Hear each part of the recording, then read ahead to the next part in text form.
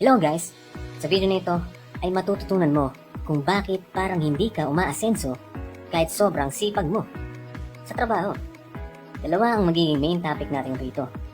Number 1, passive income at number 2, leverage. Marami sa ating mga Pinoy ang sobrang sipag talaga at sanay na magbanat ng buto. Meron tayong mga OFW, mga construction workers, mga farmers, mga office workers, yung iba may part-time jobs, may small business, at iba pa. Siyempre, halos lahat naman ng trabaho ay kailangan ng sandamakmak na sipag at hard work. Ngayon, hindi ka ba nagtataka kung bakit ka nagtatrabaho ng halos 5 years, 10 years, 20 years, or 30 years, or more, pero feeling mo parang ganun pa rin?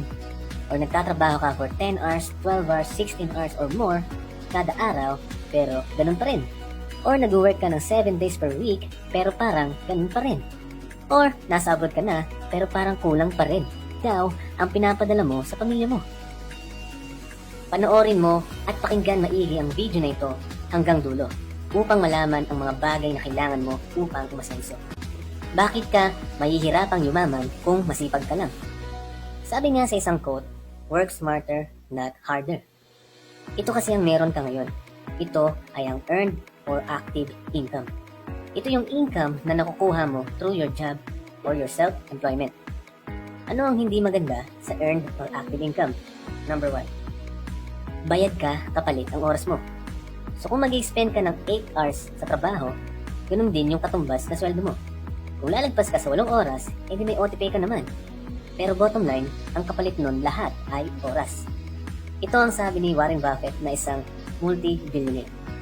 If you don't find a way to make money while you sleep, you will work until you die. Let that sink in. Ang ibig sabihin niya lang rito ay kung gusto mong mag-build ng wealth, kailangan mong makaisip ng paraan kung paano ka magkakaroon ng income na hindi mo kailangan i-exchange ang oras mo at pagod mo kapalit ng pera.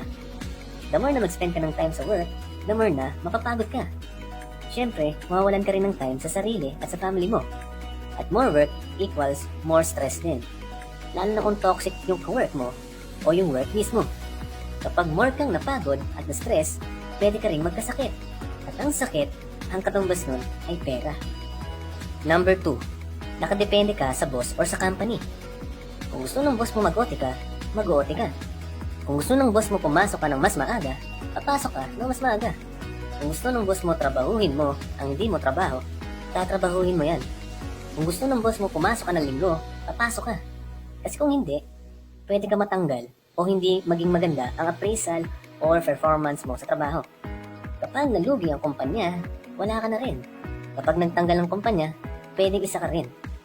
Kapag nag-upgrade ang kumpanya ng proseso, let's say nag-automate na sila, pwedeng mawala yung trabaho mo. Kapag may kumpanyang bumili or nakipag-merge sa kumpanya nyo, pwede ka rin mawalan ng trabaho. Number 3, kapag wala kang kita. Kapag absent ka, wala ka rin kita. Applicable ito sa lahat ng walang paid leaves sa trabaho. Especially kung contractual ka or nasa probationary period or basta nasa contract nyo ay ganito. Kung self-employed ka, for example, at may pwesto ka ng mga isda sa palengke, kung hindi ka magbubukas ng isang araw, wala ka rin kita. Number 4, laging bawas yung kita mo. Kapag na-late ka sa trabaho, bawas ka. Kapag nag-undertime ka, bawas ka. Kahit hindi ka late or undertime, bawas ka pa rin. Kasi may mga tax, SSS, pag-ibig, PhilHealth at iba pa. Kahit sipagan mo pa yung trabaho mo at kahit mag-overnight ka pa sa work, ganun pa rin, yun. Yung kita mo, bawas pa rin. Antay ka na lang mag-increase ang sahod mo at pag nag-increase ang sahod mo, bawas pa rin yan. In short, kahit sobrang sipag mo pa sa trabaho, as long as dito ka lang umaasa, hindi ka pa rin secure at hindi garantisado ang pag-asenso mo. Ngayon, hindi ko sinasabi na masama ang magtrabaho. Ang punto ko ay ganito. Kung magre-rely ka lang sa sipag mo sa trabaho, hindi ka talaga asenso. Kailangan mo ng diskarte kung paano mo mahihiwalay ang pagkita ng pera na hindi mo sinasakripisyo ang oras mo at ang pagod mo sa isang kumpanya, sa boss mo, o sa trabaho mo mismo. Kaya pakinggan mo maigi ang susunod na parte ng video. Number 1, ano ang passive income? Sa madaling sabi, ang passive income ay ang perang pumapasok sa iyo kahit hindi mo ito pagtrabahuhan.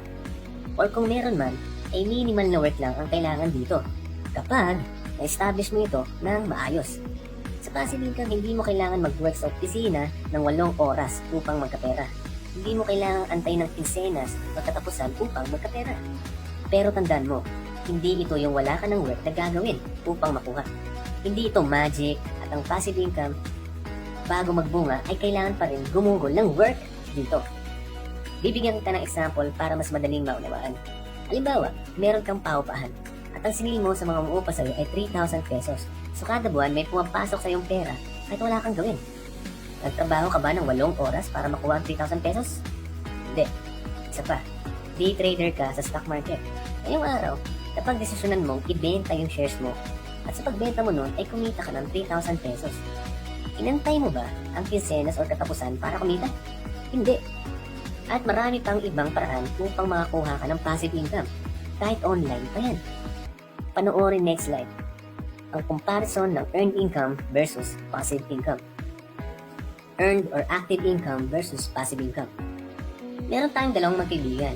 Una, si Juan. At ang pangalawa ay si Pedro. Si Juan at Pedro ay parehas nakapagpundar ng tricycle. Si Juan ay kumikita ng 500 kada araw sa loob ng 8 oras na pamamasada. Si Pedro naman ay kumikita rin ng 500 or more kada araw pero walang ni isang segundo ang ginugol niya sa pamamasada. So, si Pedro ay merong passive income. Ha? Teka, paano ginawa yun? Dahil nakapag-hire si Pedro ng mamamasada ng tricycle niya at binibigyan siya noon ng 200 na boundary kada araw.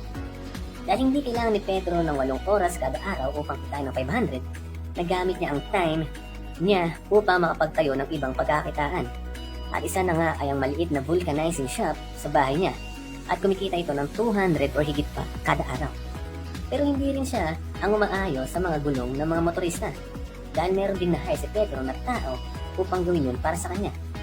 So ngayong may time pa ulit si Pedro upang gumawa pa ng ibang pagkakakitaan dahil marami siyang time at marami rin siyang time sa sarili at sa pamilya niya. Si Juan, sa kabilang banda, ay nakatali na sa trabaho niya na pagka-tricycle. Kaya halos wala na siyang time para sa sarili at sa pamilya. Plus, pagod na rin siya pag-uwi.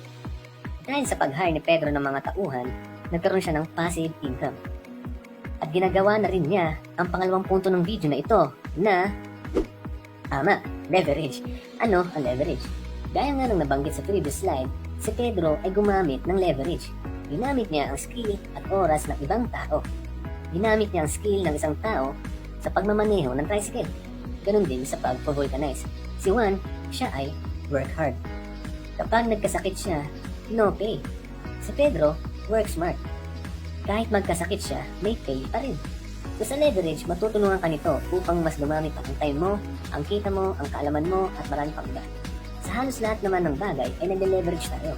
Ikaw ngayon, na nagtatrabaho sa opisina, nile-leverage ka ng kumpanya or boss mo upang hindi na sila yung gumawa ng trabaho mo. Pero kapalit nun, may kinikita ka. So sabihin natin, nagko-commute ka gamit ang jeep, nile-leverage mo rin ang skills at jeep ni manong driver para mas makarating ka ng mas mabilis sa isang lugar. At ang kapalit naman nun ay pagbayad mo ng pamasahe. Walang masama sa leverage. Sa mundo natin, hindi mo lang napapansin, ginagamit mo ito at ginagamit ka rin ito. Alam mo naman siguro ang Avon at di ka ba nagtataka ni isang beses na hindi mo nakita yung may-ari nito? At baka nga hindi mo pa kilala. Anyways, ang Avon ay magandang example ng leverage. Same with passive income na rin. So si Avon, ginagamit mo yung time ng ibang tao para i-resell yung product nila door to door or sa iba pa. So kapag bumili or nakabenta yung Avon representative, may passive income na si Avon. Si Avon, nagkaka-passive income dahil sa pag-leverage niya sa ibang tao. By the way, si Avon, international brand yan. So sa passive income, kahit nasan kang parte ng mundo, pwede ka kumita. Same din yan kung may nagawa kang passive income gamit ang internet. So bukod sa worldwide na, pwede ka rin kumita ng dollars. Ngayon, alam mo na siguro na hindi sapat lang ang sipag upang yumaman. Kailangan mo ng diskarte at kaalaman. Kailangan mong maseparate ang sarili mo o oras mo sa trabaho para yumaman. Hindi mo kailangan maging matalino, mayaman, may pinag-aralan para makamit ang passive income at leverage. Kailangan mo lang alamin kung paano mo ito makukuha at ma-maximize. Inuulit ko, ang paggawa ng passive income at paggamit ng sa leverage ay kinakailangan rin ng work. Walang instant, walang magic na kapag binili ko to, ay magkakaroon ako ng passive income agad. Kaya marami sa mga Pinoy ang nai-scam kasi kulang sa aral at sa kaalaman. Ibigan, ngayon alam mo na kung bakit di ka umaasenso sa kabila na sobrang sipag mo sa trabaho. Yun ay dahil wala ka kasing passive income at hindi mo ginagamit ang leverage. Wala namang masama sa pagtatrabaho, lalo na kung masaya ka naman dyan at sapat naman ang kinikita mo. Pero kung ang goal mo ay yumaman, kailangan hindi ka lang umasa sa isang source of income, kagaya ng active or earned income. Kailangan mo gumawa ng paraan kung paano palalaki yung income mo gamit ang pagkakaroon ng iba't ibang income streams or source of income, gaya ng passive income at iba pa. In summary, ito ang dahilan kung bakit ka mahirap kahit masipag ka or disadvantages ng active or earned income. Number 1, bayad ka kapalit ng oras mo. Number 2, nakadepende ka sa boss or sa company. Number 3, kapag wala ka, wala kang kita. Number 4, laging bawas yung kita mo.